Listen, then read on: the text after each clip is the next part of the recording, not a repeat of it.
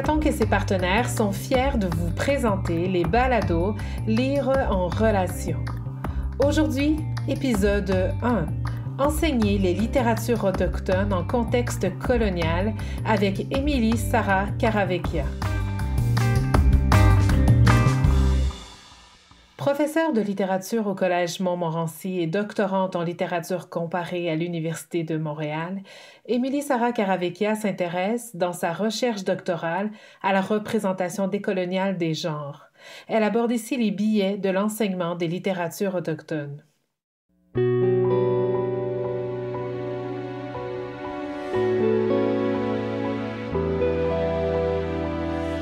Bonjour. Avant d'aborder à proprement parler le sujet de l'enseignement des littératures autochtones en contexte colonial, je désire établir ma positionnalité.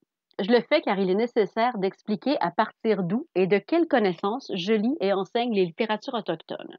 Donc, je me présente, Émilie Sarah Caravecchia. Je suis une colonisatrice, à la fois d'origine québécoise francophone par ma mère et d'origine française et italienne par mon père.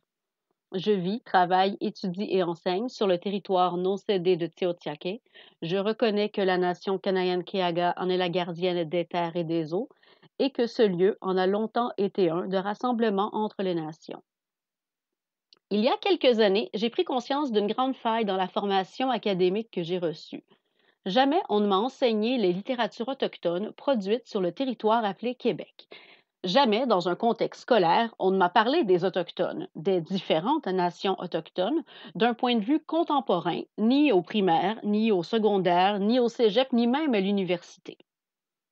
Comme si les 11 nations autochtones vivant sur le territoire avaient tout simplement disparu après le 17e siècle, les maisons longues et le semi-nomadisme des Iroquois. C'était comme si ce qu'on devait enseigner sur les Premières Nations, les Inuits et les Métis, se butait à la porte de la 3e année du primaire dans la caricature des méchants Mohawks associés aux Anglais et des gentils Algonquins associés aux Français. Comme si leur existence se réduisait aux conflits linguistiques et coloniaux entre les deux solitudes canadiennes. La première question qui m'est venue à l'esprit en mettant ces œuvres à l'étude dans mon plan de cours, c'est comment les enseigner. Comment ne pas reproduire mes biais occidentaux, moi, eurodescendante, dont la pensée a été exclusivement formée dans et par ce système colonial? Comment ne pas agir en colonisatrice encore? Car il faut le reconnaître, on ne peut pas enseigner la littérature autochtone sans s'être demandé comment le faire. S'il m'est aisé d'enseigner les littératures européennes et eurodescendantes par les filtres des études littéraires par lesquelles mes collègues et moi sommes passés, il n'est pas clair qu'il est possible de le faire pour les littératures autochtones. C'est que les littératures et les traditions culturelles littéraires autochtones ne sont pas les mêmes. Pour comprendre et enseigner les textes littéraires, il faut comprendre avec quels autres textes, traditions, mythes ils conversent. Un texte littéraire ne sort jamais du néant. Il s'inscrit dans une certaine tradition d'écriture et de pensée. Et pour comprendre finement les œuvres littéraires, il faut comprendre, connaître et reconnaître la tradition dans laquelle elles s'inscrivent. Je me repose donc la question, comment entrer en dialogue avec les textes dont nous ne connaissons pas les récits fondateurs? Eh bien, en écoutant tout d'abord les textes, car ils portent en eux leur propre clé d'analyse, mais aussi en s'instruisant et en posant des questions. Il faut donc aborder les littératures autochtones dans l'idée d'une conversation où l'on se positionne de manière humble devant un univers littéraire que nous ne connaissons pas, qui ne nous appartient pas et qui a tout à nous apprendre. L'une des premières connaissances qu'il est nécessaire d'acquérir en abordant les littératures autochtones, c'est de reconnaître leurs origines traditionnelles. En effet, selon Gregory Younging, Kiri, dans son essai Elements of Indigenous Style, il affirme, et je paraphrase, que les littératures autochtones ont leur propre canon et qu'elles ne sont pas une sous-catégorie des littératures canadiennes. Ces littératures sont construites à partir des systèmes de connaissances traditionnelles, des histoires autochtones, des histoires de la colonisation et des réalités contemporaines. Ces littératures sont l'extension des histoires traditionnelles et des traditions orales qui existent depuis des millénaires et qui précèdent donc largement la littérature canadienne et j'ajoute québécoise. Car s'il est important de reconnaître les origines millénaires derrière les littératures autochtones, il est également primordial de reconnaître leur caractère pluriel. Reconnaître les différences entre les nations autochtones est essentiel, car si, oui, certains éléments sont communs à un certain ensemble, pensons par exemple au récit de la création de l'île de la Grande Tortue, un récit qui est commun à un grand nombre de nations de l'Amérique du Nord, il y a malgré tout des différences culturelles et linguistiques importantes entre les différentes nations. En ce sens, certains textes vont présenter nommément leur appartenance à leur tradition ancestrale. Pensons au premier roman de Louis-Carl Picard-Sioui, Wendat, Yawendara et la forêt des têtes coupées, dans lequel il revisite le mythe Wendat de la création, ce mythe que je viens d'évoquer de la femme venue du ciel créant un monde sur le dos d'une grande tortue qui l'a recueillie. En effet, dans ce roman jeunesse, Picard-Sioui affirme qu'il est essentiel pour la survie de la nation Wendat de transmettre ses récits traditionnels et ancestraux, car ces récits comprennent les enseignements et les savoirs nécessaires à la survie de la nation. Ainsi, dans son roman, se retrouvent plusieurs grandes valeurs Wendat. Il met entre autres en scène et au centre même du récit l'importance de la société matrilinéaire, matricentriste, comme le dirait Georges Sioui. Il rappelle aussi l'interdépendance entre les éléments et l'équilibre fragile qui les unit tous, et que les Wendat doivent préserver. Son roman est également construit autour de la figure de l'enfant, dont il soulève l'incontestable agentivité, car ce sont elles et eux qui permettront la suite et la revitalisation de la culture Wendat. D'ailleurs, à ce sujet, il n'est pas étonnant que ce roman en soit un adressé à un public jeunesse. C'est dire l'importance que l'auteur accorde aux enfants qui font partie intégrante de la société et qui ne sont pas et n'ont pas à être invalidés à cause de leur jeune âge. Aussi, au-delà de la question de l'origine des récits, des traditions culturelles ancestrales, il faut, lorsqu'on aborde et enseigne les littératures autochtones, se demander par quel filtre seront analysés les textes.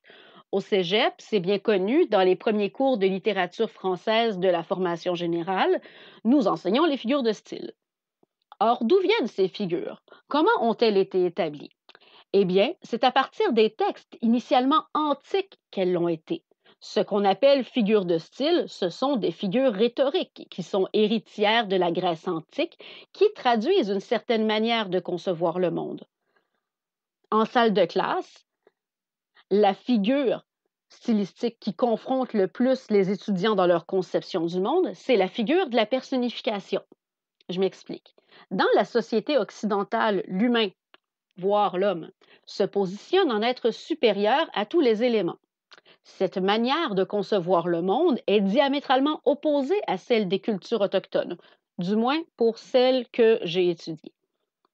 Dans ces cultures, le monde est plutôt compris de manière circulaire, comme un cercle, en ce sens que tous les éléments de la création sont sur le même pied d'égalité. Aucun n'est supérieur à un autre. L'équilibre réside dans cette relation égalitaire entre les éléments. Ceci établi, je reviens à la personnification et à mes étudiants. Cette figure qui laisse entendre que l'on attribue des qualités humaines, c'est-à-dire supérieures à un élément, une chose, un animal ou un concept, qui ne possède pas en soi-même ces qualités. Or, quand la poète Innu, Joséphine Bacon, écrit Mes sœurs, les 80, caressent une terre de lichen et de mousse, de rivières et de lacs, là où les épinettes blanches ont parlé à mon père, elle ne personnifie ni les épinettes ni le vent. Elle évoque ici les liens fraternels qui unissent les Inuits et les éléments. Pour elle, l'épinette raconte le territoire, les événements récents, passés, futurs, pour celles et ceux qui savent les écouter, ces épinettes.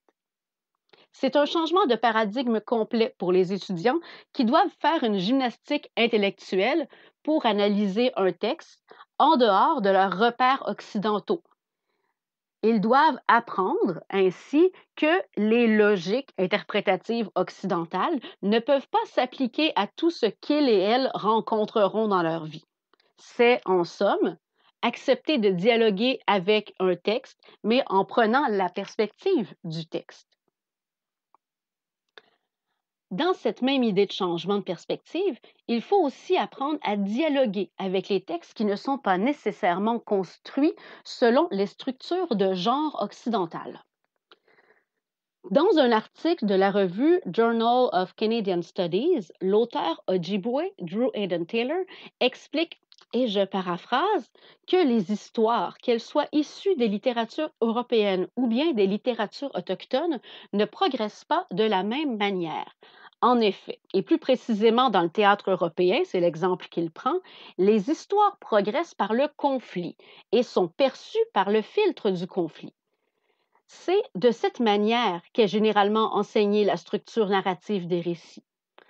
La situation initiale, modifiée par un événement perturbateur, auquel s'ensuit une série d'actions qui résoudront ultimement l'événement perturbateur et qui amèneront à la situation finale.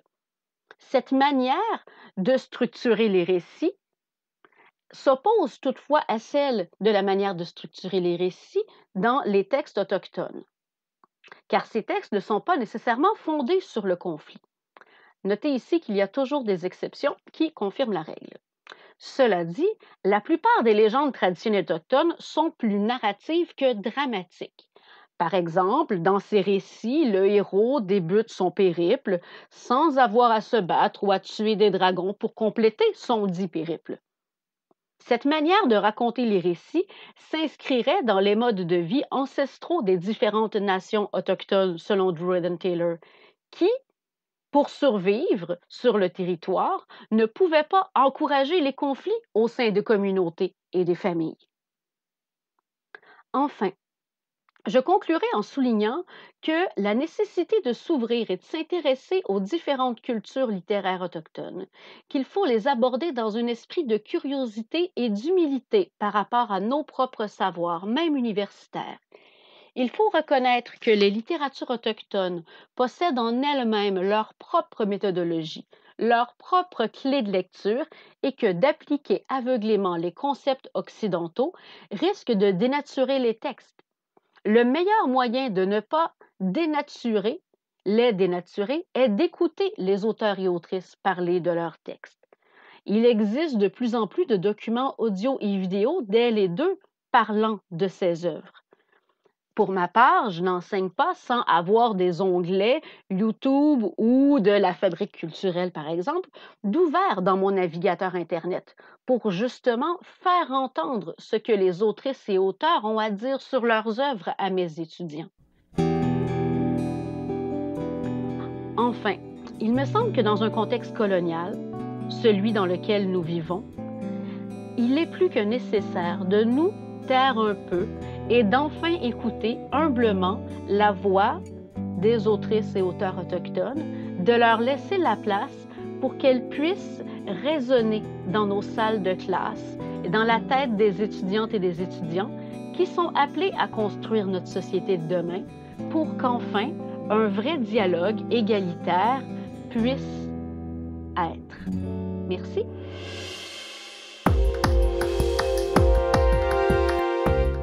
Cet épisode de balado vous a été offert dans le cadre du 9e Salon du livre des Premières Nations, une réalisation de Kwajalein avec l'appui de l'Université de Regina, du Conseil de recherche en sciences humaines du Canada, du Conseil des arts du Canada, du gouvernement du Canada et du gouvernement du Québec. Le 9e Salon du livre des Premières Nations vous est présenté par Inergex Énergie renouvelable, la Caisse des jardins de Wendake et Hydro-Québec. Recherche et présentation, Émilie Sarah Caravecchia. Musique et montage, Marc Vallée. Coordination, Marie-Ève Bradette. Kwajalein, marquer l'imaginaire.